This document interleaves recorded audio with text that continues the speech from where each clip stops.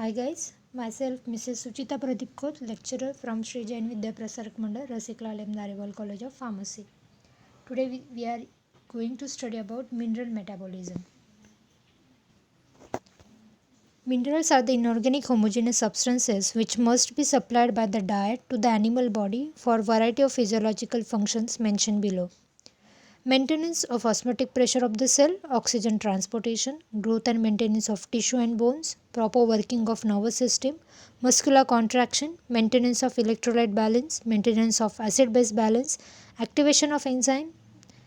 The mineral can be grouped as a principal element and macro as a that is macronutrient and trace element.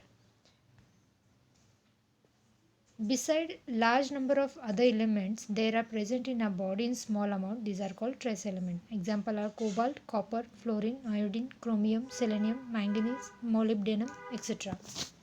Let's study these principal elements one by one. The first is a calcium. Calcium is an essential constituent in human body.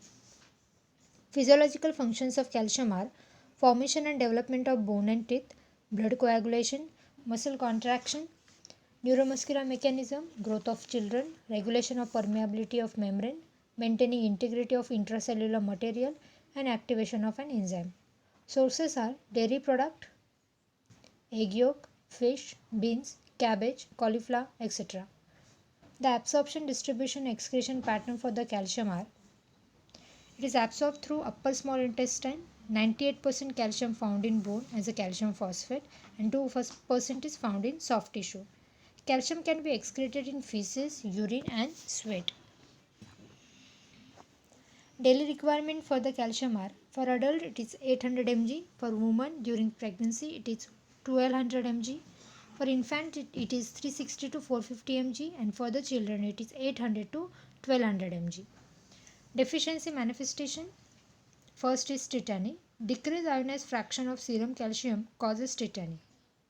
It may be due to poor absorption of calcium from intestine, decreased dietary intake of calcium, increase in renal excretion of calcium, increase in the pH of the blood, increase in the retention of phosphorus as a renal tubular system. The symptoms include muscle toe stones and flabby face, hands and feet are affected. Second deficiency is rickets. It is characterized by the faulty calcification of bones and diffuse bone pain, muscle weakness, skeletal deformity. These characteristics are seen particularly in children, but in adults the deficiency is referred as a osteomalacia, which may be result from inadequate diet or limited exposure to the sunlight. Third deficiency is osteoporosis. It is the condition in which there is a reduction in the total bone calcium. Low vitamin D content of the body, also called as a demineralization of bone. The symptoms include pain of spine, loss of height, etc. Second element is phosphorus. Like calcium, it forms a predominant constituent of bones and teeth. As a constituent of ATP, it plays a unique role in energy storage and transformation. Physiological functions are: it is a major constituent in bone and teeth, it acts as a coenzyme, it participates in phosphorylation in glycolysis, it involved in energy transfer in many biochemical reactions, it regulates the acid base balance, it is required in formation of phospholipids, nucleic acid, etc. It involved in organic phosphate and it provides the buffering system in the cell. Sources for phosphorus are wheat, maize, eggs, cheese, chicken, mutton, milk, fish, nuts, etc.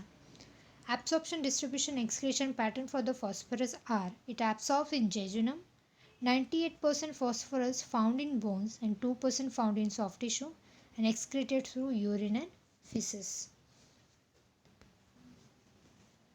Daily requirement for phosphorus are: in adult it is 500 to 800 mg, for pregnant and lactating women it is 1 to 1.2 gram, and infants and children it is 400 to 800 mg.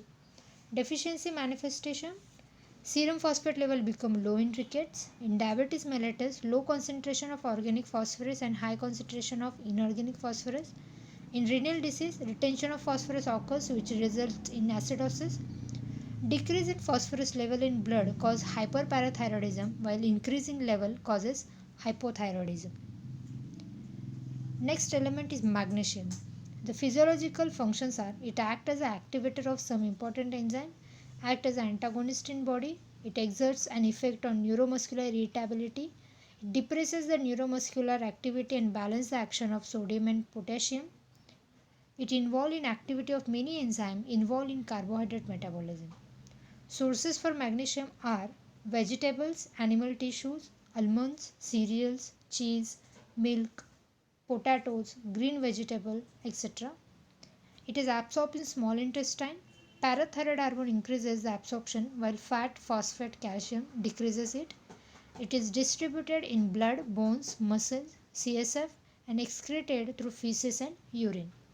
Daily requirement for magnesium are for adult it is 220 to 300 mg. For lactating and pregnant women it is 350 to 400 mg, while in infants and children it is 100 to 200 mg. Deficiency manifestation: depression, muscular weakness, liability to convulsion, tetany. Low serum magnesium and muscular weakness has been observed in chronic acidosis, while the serum magnesium is low in case of kwashiorkor causing weakness. Sodium, potassium and chlorine.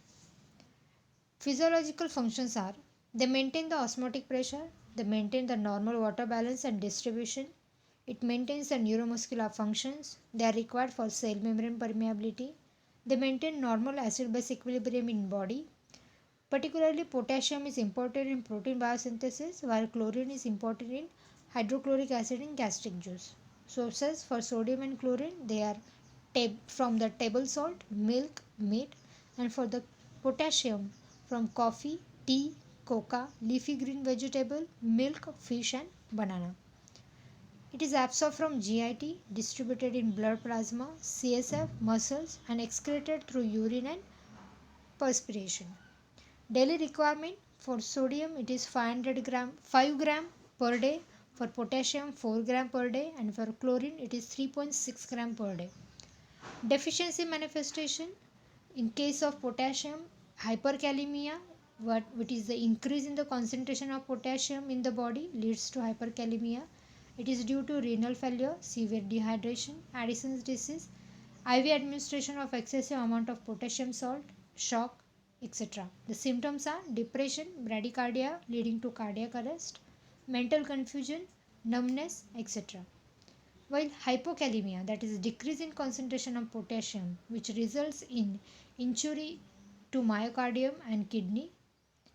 Hypokalemia is due to diarrhea, overactivity of adrenal cortex, prolonged use of diuretics, digitalis therapy and treatment with insulin in diabetes coma. Symptoms include muscular weakness, irritability, paralysis, tachycardia, etc. In case of sodium, deficiency diseases are hyponatremia, that is decrease in serum sodium level. It is due to vomiting and diarrhea, chronic renal disease, deficiency in adrenal cortex, loss of weight and loss of water. Symptoms are dehydration, reduced blood pressure, decrease in blood volume and circulatory collapse. While hypernatremia, that is increase in the serum sodium, it is due to hyperactivity of adrenal cortex, prolonged use of corticosteroids and sex hormones. The symptoms include retention of water, increased blood volume and increase in blood pressure. Next element is sulfur. The physiological functions are the sulfur is in the form of cysteine is involved in protein structure and in enzyme activity. Sulfur in the form of methionine involved in the intermediary metabolism and detoxification mechanism.